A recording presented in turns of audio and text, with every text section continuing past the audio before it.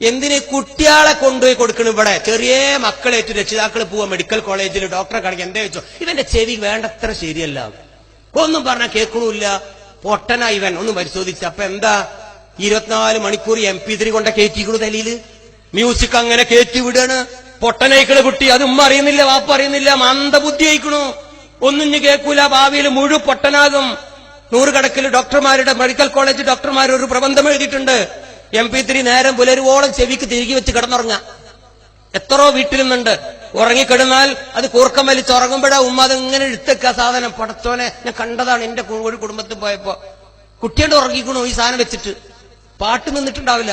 നേരം പുലരുവോളം ഇതിങ്ങനെ കേറ്റല്ലേ, ഒരു ഹൈ ഫ്രീക്വൻസി വേവ്സ് എന്നാ പറയുന്നതിന്. ഹ്യൂമൻ വോയിസിന് കുഴപ്പമില്ല, പാട്ടിനോ വയലിനോ പ്രസംഗത്തിനോ ഒരാളെ സംഭാഷണം കേൾക്കുന്നതിന് ഒരു കുഴപ്പമില്ല.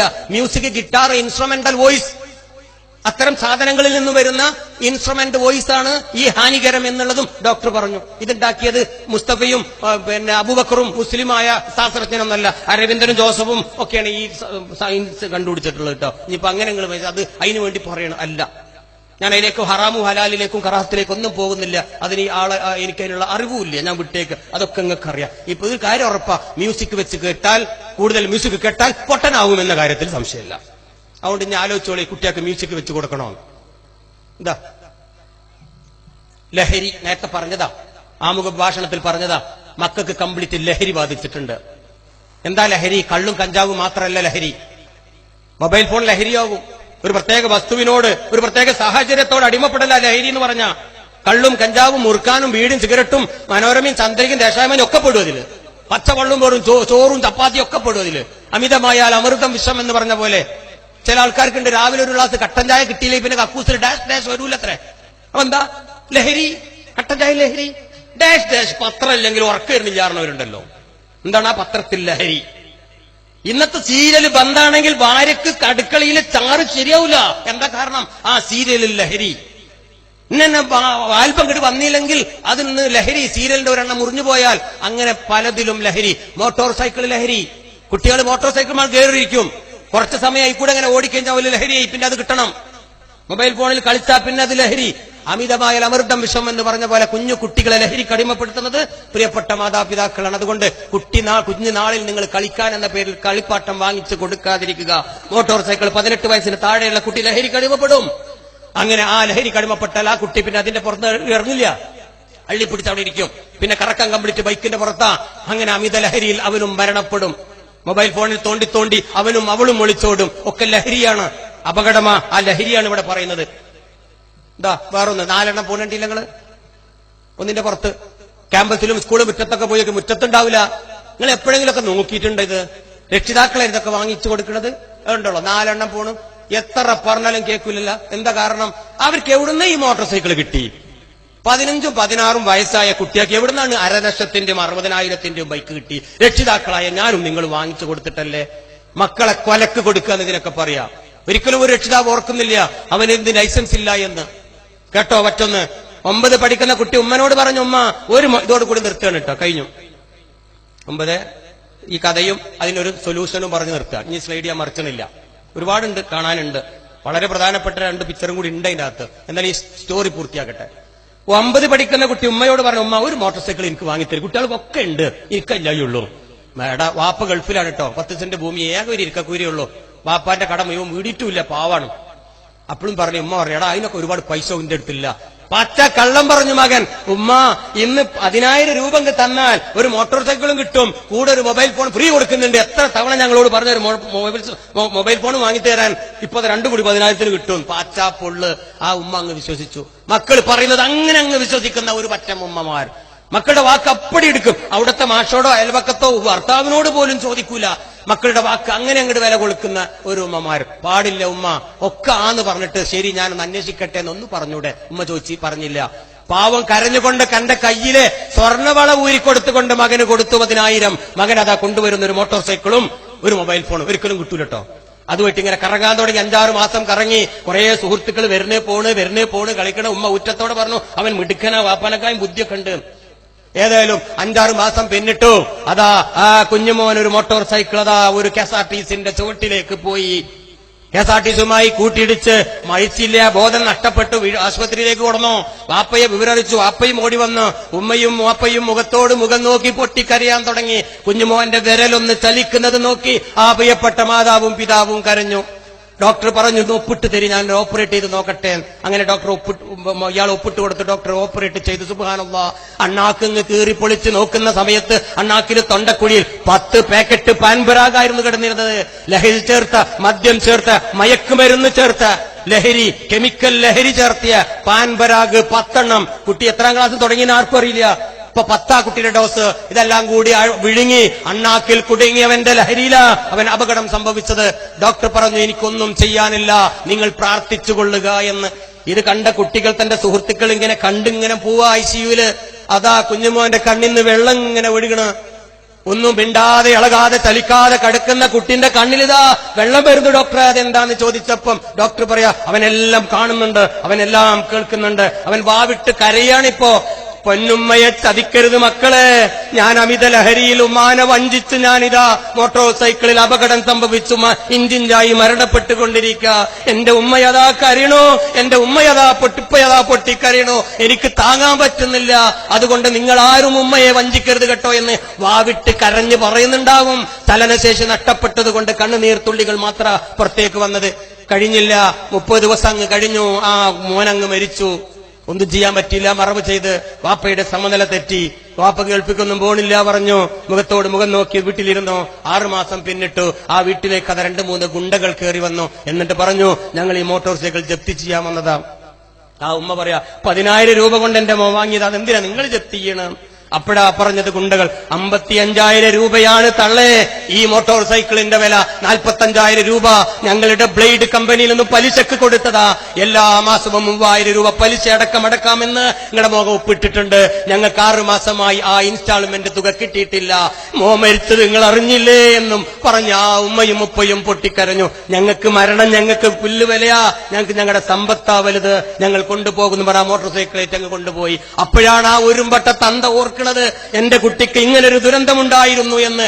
ഓടിയ ഉപ്പ, ഞാൻ തന്ത എന്ന് പറയുന്നത് അങ്ങനെ തന്നെ, ഉപ്പയുടെ അശ്രദ്ധക്കുറവാ. ഞാനാണെങ്കിൽ ഞാൻ തന്നെ അതിന്റെ ഉത്തരവാദി. നേരെ സ്കൂളിലേക്ക് ചെന്ന് ഹെഡ്മാസ്റ്ററിനെ വിളിച്ചു. എന്താണ്, ഞാൻ ഇന്നെ മോനാന്ന് പറഞ്ഞേക്കാന് ഗെറ്റ് ഔട്ട് എന്നും പറഞ്ഞ് ആട്ടി പുറത്താക്കിയിട്ട് ആ HM പറഞ്ഞ മറുപടി എന്താണെന്നറിയോ? എത്ര തവണ വാണിംഗ് ലെറ്റർ തന്നു, ആ ബൈക്കുമായി കൊണ്ടുവരരുത്, മോട്ടോർ സൈക്കിൾ പാടില്ല, മൊബൈൽ ഫോൺ പാടില്ല എന്ന്. എന്നിട്ട് എന്തേ നിങ്ങൾ ആരെങ്കിലും അത് അന്വേഷിക്കാൻ ഈ മുറ്റത്തേക്ക് കടന്നു വന്നോ? നിങ്ങളുടെ മകൻ ആ തോണ്ടിക്കളിക്കണ മൊബൈൽ ഫോണിലൂടെ 100 കണക്കിന് കുട്ടികളെ ബ്ലൂ ഫിലിം വിറ്റ കാശ് കൊണ്ടല്ലേ അവൻ മദ്യപിച്ചത്, പാൻപരാഗ് ഓടിച്ചത്, അവന്റെ മോട്ടോർ സൈക്കിൾ എണ്ണ ഒഴിച്ചത്, അവന്റെ തോണ്ടിക്കളിക്കുന്ന മൊബൈൽ റീചാർജ് കൂപ്പൺ നിറച്ചത്. അവൻ 3,000 രൂപ എല്ലാ മാസവും ഉണ്ടാക്കുന്ന കാശ് എങ്ങനെയാണെന്ന് ഒരു നിമിഷ നേരം നിങ്ങൾ ആലോചിച്ചിട്ടുണ്ടോ? ഇപ്പോഴാ അന്വേഷിച്ചു വന്നത്. മരിച്ചതാണ് ഞങ്ങളുടെ ഏറ്റവും വലിയ സന്തോഷം, എത്രയോ കുട്ടികളിത്, ഇനിയെങ്കിലും ഞങ്ങൾക്ക് രക്ഷപ്പെടുത്താമല്ലോ പറഞ്ഞ് ആട്ടി ഓടിപ്പിച്ചു വിട്ടു. കരഞ്ഞുകൊണ്ട് വീട്ടിൽ വന്ന് മുഖത്തോട് മുഖം നോക്കി പൊട്ടിക്കരഞ്ഞു. മാനവം പോയി, സമ്പത്ത് പോയി, എന്റെ കുഞ്ഞിന്റെ ജീവനും പോയി. ഇനി ഈ ഭൂമിയിൽ എന്താണ് തമ്പുരാനെ അടുത്ത ശിക്ഷ എന്ന് പറഞ്ഞ ആ ചങ്ങായി കരയാൻ തുടങ്ങി. 6 മാസം പിന്നിട്ടു. അത് വരുന്നൊരു പോലീസ് വാഹനം ആ വീട്ടിലേക്ക്. ആകെ ഞെട്ടിധരിച്ചു പോയി. എന്ത്, ഈ വീട് ജപ്തി ചെയ്യാൻ വന്നതാണെന്ന്. ആ ഉപ്പയും ഉമ്മയും അകത്തുനിന്ന് പുറത്തേക്ക് ഇറങ്ങി പറഞ്ഞു കരഞ്ഞുകൊണ്ട്, 1 ഉറുപ്പ് ഞങ്ങൾ ആർക്കും കൊടുക്കാനില്ലല്ലോ, പിന്നെന്തിന് ജപ്തി ചെയ്യണമെന്ന്. പോലീസുകാർ പറഞ്ഞ മറുപടി കേട്ടോളൂ. നിങ്ങളുടെ മകൻ ആക്സിഡന്റ് സംഭവിക്കുമ്പോൾ തൊട്ടുപുറകിൽ മറ്റൊരു കുട്ടി ഉണ്ടായി, 2 കുട്ടികളും കൂടി ഉണ്ടായിരുന്നു. ഒരു കുട്ടി രക്ഷപ്പെട്ടു, ഒരാൾ മരിച്ചു. ഒരാളുടെ നട്ടെല്ല് പൊട്ടി ആശുപത്രിയിൽ അഡ്മിറ്റ. 4.5 ലക്ഷത്തോളം രൂപ ആശുപത്രി ചെലവ്. 1 രൂപ പോലും ഇൻഷുറൻസ് കമ്പനി തരില്ല എന്ന് പറഞ്ഞു. അത് നിങ്ങളടക്കണം. കാരണം നിങ്ങളുടെ മകന് ലൈസൻസ് ഇല്ലായിരുന്നു. നിങ്ങളുടെ മകൻ 18 വയസ്സ് പൂർത്തിയായിട്ടില്ല.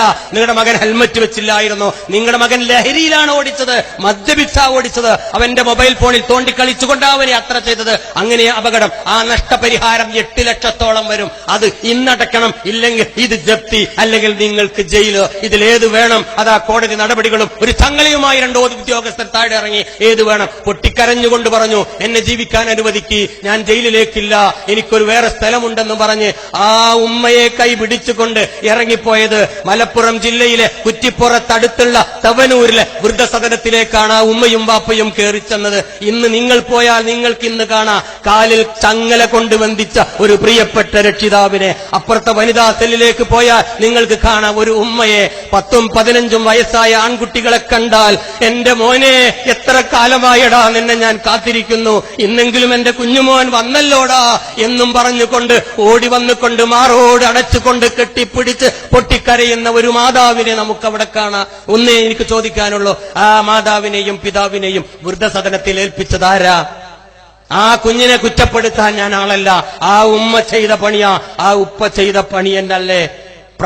ബൈബിൾ പറയുമ്പോ ഞാൻ കേട്ടിട്ടുണ്ട്, നാളെ മരണപ്പെടുപ്പോ ആ കുഞ്ഞുമോനെ നേരെ മഹ്ശറായിൽ ആ നരകക്കുണ്ടിലേക്ക് അങ്ങ് വലിച്ചെറിയുന്ന സമയത്ത് മോൻ അവിടെ വെച്ച് പറയുമത്രേ, എനിക്ക് നീല ചിത്രങ്ങൾ കാണാൻ കാശ് തന്നത് എന്നെ വളർത്തി നോവിച്ച എന്നെ വലുതാക്കിയ എന്റെ ഉമ്മയാണ്.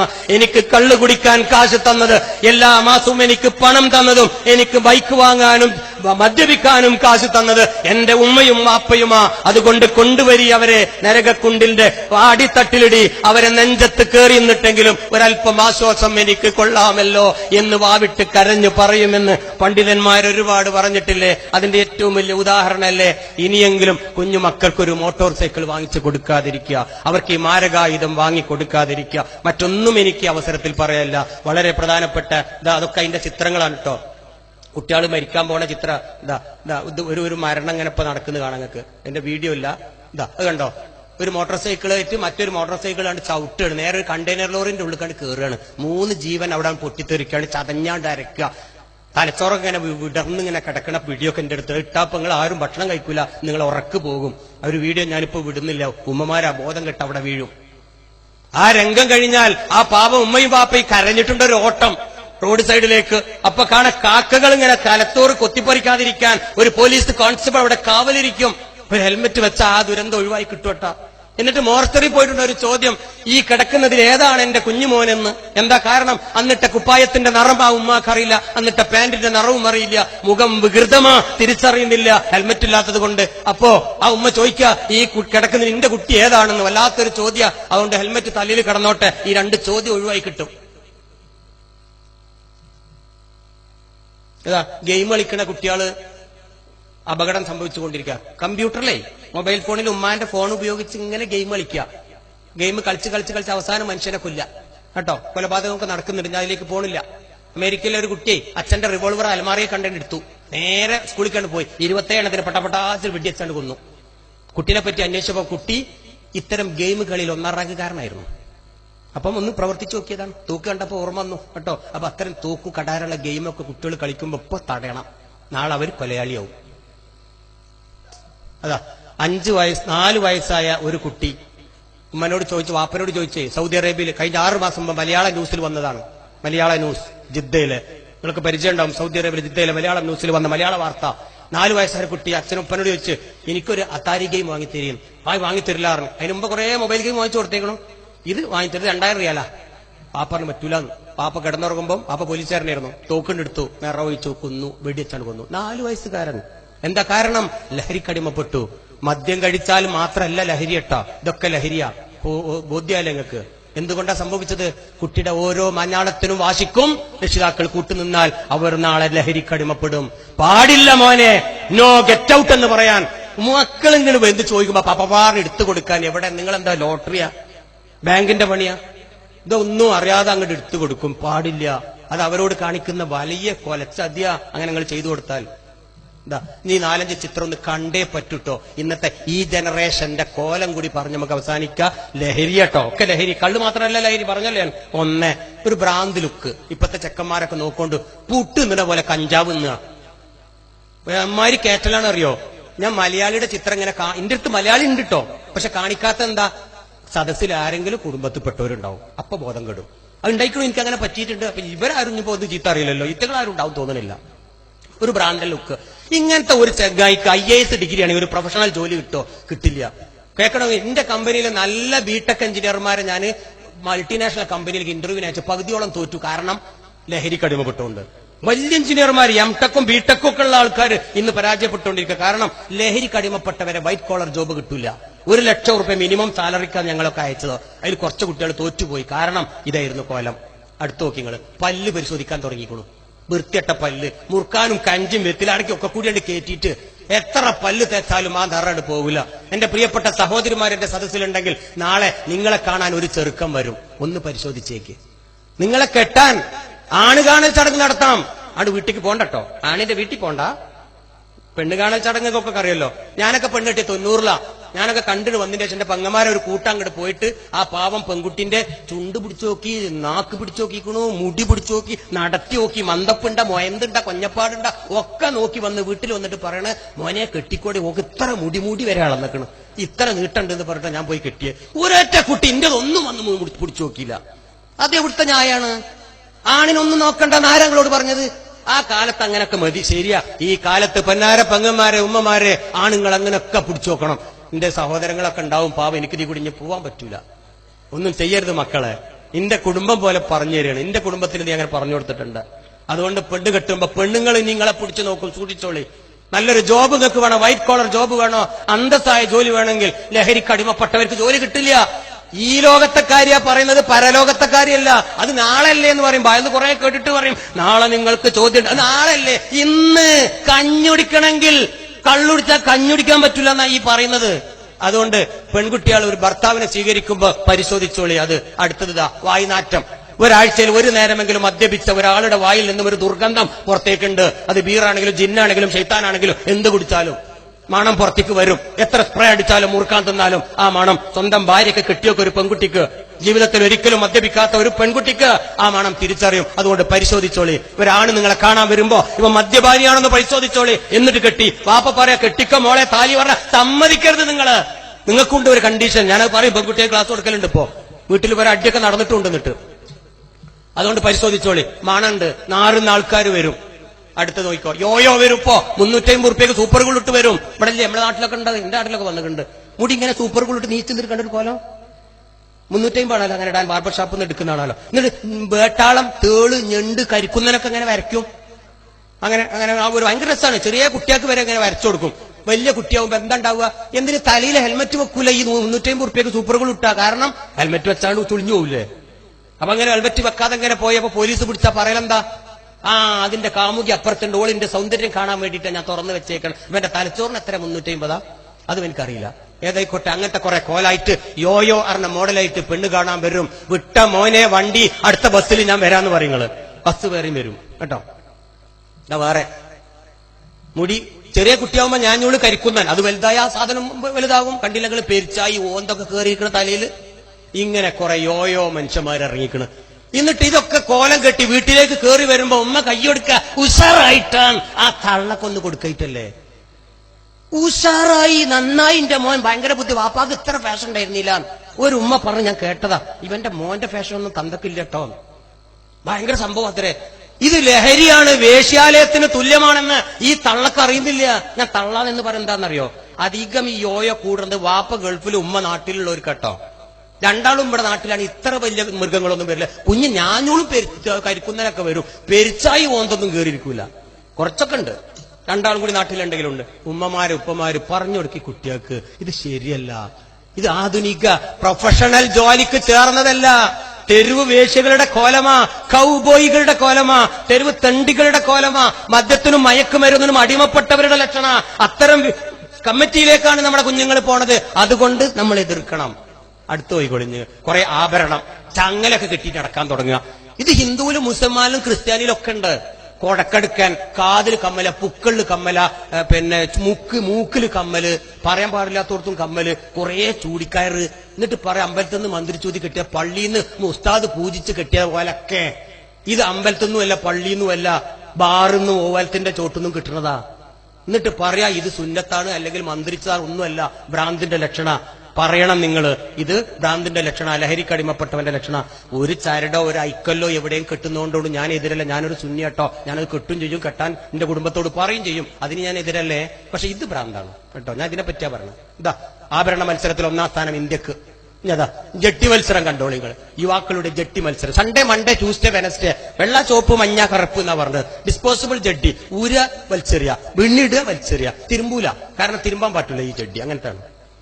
എന്നിട്ട് പുറത്തുനിന്ന് പാന്റ് ഇങ്ങനെ താഴ്ത്തും, ഇതും ഇങ്ങനെ മേലക്കും. ഇതൊക്കെ വിദേശത്താ. ഈ മലയാളത്തിന്റെ കാണുന്നങ്ങൾക്ക് കേരളത്തിന്റെ നമ്മുടെ നാടൻ കുട്ടികളുടെ ഇതാ കണ്ടോളെ. ഇതാ ഒരു പാന്റിന്റെ താഴെ കുണ്ടിക്ക് താഴെ ബെൽറ്റ് കെട്ടിയിട്ട് ഇടക്കിടക്ക് ഇങ്ങനെ വലിച്ചു കയറ്റുന്ന ഓരോ പരിപാടി. ഇങ്ങോട്ട് നോക്കാണ് നിങ്ങൾ ഇവിടെ കണ്ടിട്ടില്ലതൊന്നും. ഞങ്ങളെ നാട്ടിലുണ്ട്. ഇടക്കിടക്ക് ഇങ്ങനെ കയറ്റും. ഈ കുട്ടികൾക്ക് അപ്പിട്ടിട്ടുണ്ട്, പമ്പേഴ്സ് കെട്ടിയിരുന്ന ഒരു ആട്ടം അടിയിലിങ്ങനെ സാധനം ഇങ്ങനെ തൂങ്ങുമ്പോ എന്നാ പോലെ ഇതിങ്ങനെ ആടുന്നതാണ്. മുട്ടിന്റെ താഴെ തുന്നി കൂട്ടിയിട്ടുണ്ടാവും. ഇവർക്കൊണ്ട് ഓടാനും ഒരു പട്ടിയാണ് കുരച്ച കമന്ന് കെട്ടി വീഴോട്ട പറ്റങ്ങള്. ബസ് കയറിനടക്കണ വലിയ 2 കാലം കൂടെ താട്ടമാണ്. ഈ മറ്റേ കൗകുമേ തളപ്പിട്ടൊരു കയറ്റില്ലേ എന്നാ മാതിരി അവര് ബസ് കയറില്ല. കണ്ടുള്ളത് 2 പുറത്തൊരു ഒറ്റ ചാട്ടം. കാരണം കാലും ഇങ്ങോട്ട് അടത്താൻ പറ്റൂല. ഞാനിങ്ങനെ ആക്കണായിരുന്നു ആക്കാൻ പറ്റില്ല. കാരണം മുട്ട് വരെ തുന്നിയിട്ടുണ്ടാവും. എവിടുന്നാണ് ഈ കോലം വന്ന് നിങ്ങൾക്കറിയോ? അത് കേട്ടോളി. ആൺവേശ്യാലയത്തിൽ നിന്ന് വന്നതാ. ആഫ്രിക്കയിലെ ആൺവേശ്യാല നടത്തുന്ന ഒരു പടം ഇറങ്ങി. ആ പടത്തിലെ ഈ മോഡല് അത് കണ്ട് നമ്മുടെ ഇന്ത്യയിലെ ഹിന്ദി പടത്തിൽ വന്നു. ഇന്ത്യക്കാര് കുറെ ഡൽഹി ബോംബെ ആൾക്കാർ ഈ കോലം കെട്ടി. അത് വിജയിച്ചു. നമ്മുടെ കേരളത്തിലും ഈ പടം ഇറങ്ങിയപ്പോ ആ ആൺവേശ്യയുടെ കോലം എന്തെന്നറിയാത്ത പാവം ഹാജിയമാരുടെയും നമ്മുടെയും നല്ല മക്കൾ ഈ കോലിട്ട് വരിക. ആൺവേശ്യ ഹിജിഡകൾ.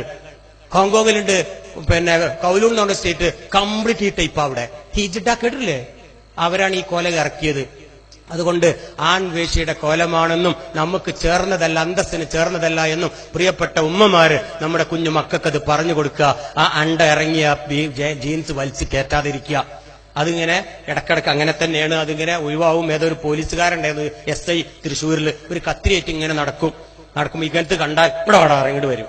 ഒറ്റ വട്ട താഴെ ഇടക്കിടക്ക് വെട്ടിവിടും. കാരണം വെട്ടിയിലോന് ഓടാൻ പറ്റില്ലല്ലോ. ഇനി ഓടടാന്ന് പറയും. ഓൻ തീരെ ഓടില്ല. കാരണം നാണം കൊണ്ട് ബുക്കും മറച്ച് അവിടെ വെക്കും. അതിലാണ് എരുത്തുള്ളൊരു ബീരാങ്കാക്ക എന്നത് കാണും. ഈ വെട്ടല് കാണും. സാറേ സൂക്ഷിച്ച് വെട്ടണട്ടാ, മേലെ കയറി പിടിക്കും. അയാൾ പറഞ്ഞു ഒരിക്കലും പിടിക്കില്ല, അതൊക്കെ എത്രയോ മേലെയാണ്, ഇത് ഒരുപാട് താഴെ. ഞാൻ താഴെയല്ലേടാ മോനെ വിട്ടിട്ട് നോക്കാം. എന്നിട്ട് ഈ ആ കുട്ടീനെ അതേ പോലീസ് വണ്ടിയിൽ വെച്ചിട്ട് പറയും എവിടെടാ തന്ത, വിട് വണ്ടി വീട്ടിലേക്ക്. തന്ത ഗൾഫിലാണ്, തള്ളയാണ് ഇവിടെ ഉള്ളത്. ഓൽക്കാണ് ഇങ്ങനെ ഇറങ്ങി വരുന്നത്.